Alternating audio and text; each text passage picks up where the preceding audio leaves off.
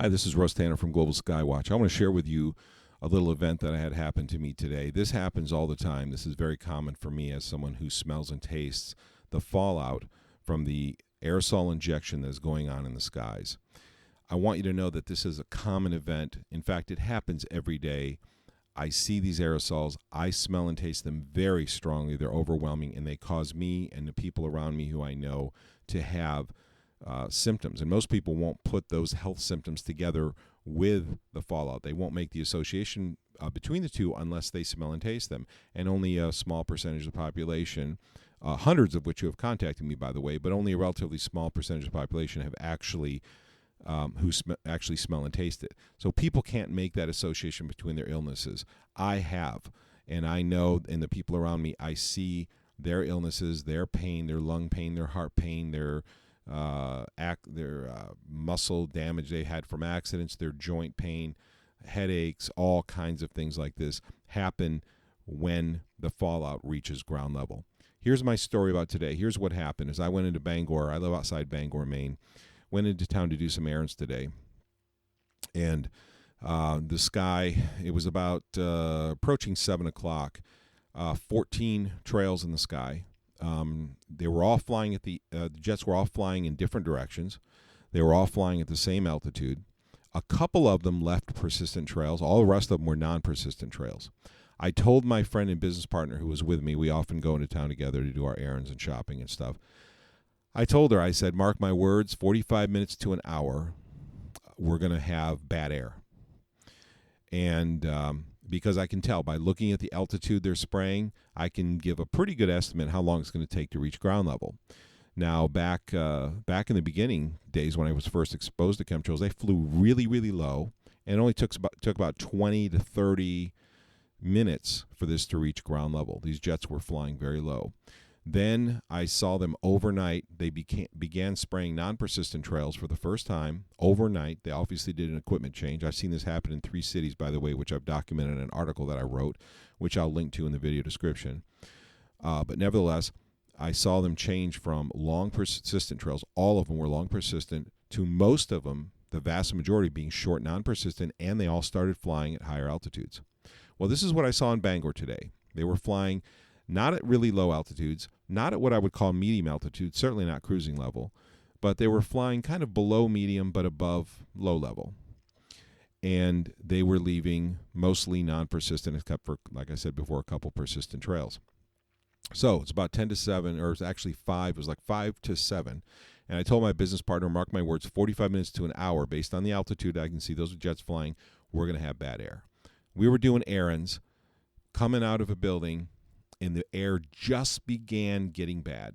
I could just begin to taste it rise above its ambient level, which is, there's always stuff in the air, by the way. It never goes away, but it does go up and down dramatically as the fallout reaches ground level. And that's, I'll save that for another video, all those details. I got in the car, looked at the clock, and it was 7:42.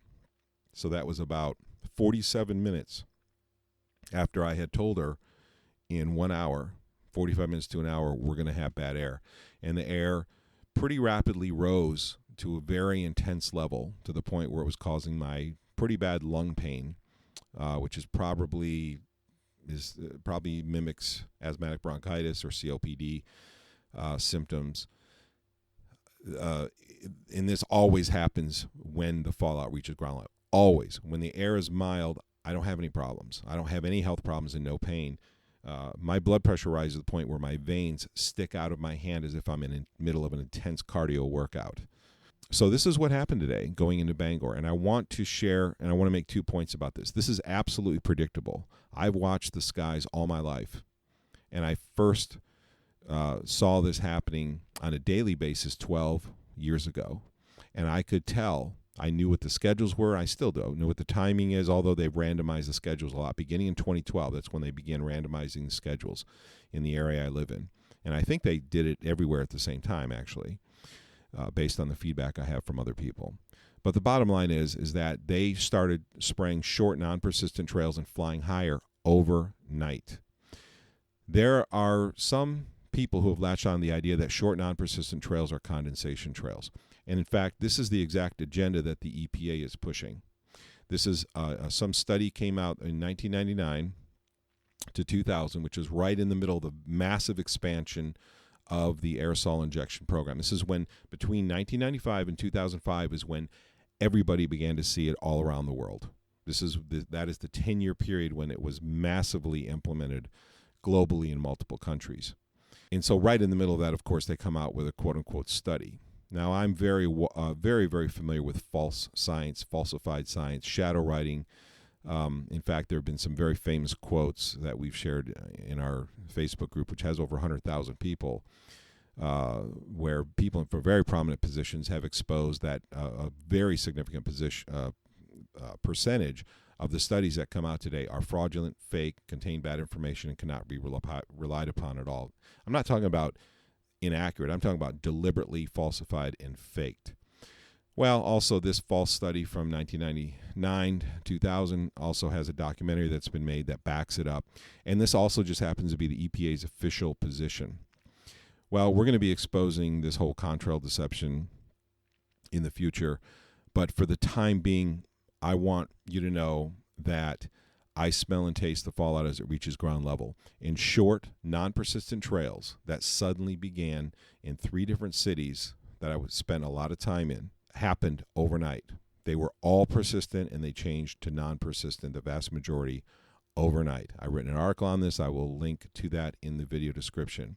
So the idea that these short non-persistent trails are condensation trails is ridiculous for multiple reasons, for scientific reasons, just like many of the studies that come out that have been falsified that try to tell you ridiculous things like mercury is beneficial for your kids, the highly neurotoxic, toxic to every body system, tears apart your tubular actin. Sure, there's scientific information you can find that says, oh, it's actually good for your kids and improves cognitive abilities. In fact, a couple studies came out, and MSNBC did a news piece on it. Of course, they never aired it twice because I think it was so ridiculous and they underestimated people's reaction to it. But this is the kind of stuff that they come out with because it fits an agenda. It fits a military agenda, it fits a government agenda. So this is what happened to me today. I just want you to understand that short, non-persistent trails do have fallout just like the long, persistent trails do. They are intentional aerosol injection. All the jets that I see that are releasing these have nothing to do with the local airport.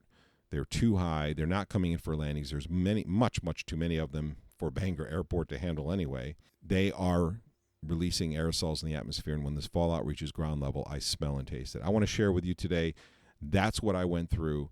That's what I have smelled and tasted as they reach ground level.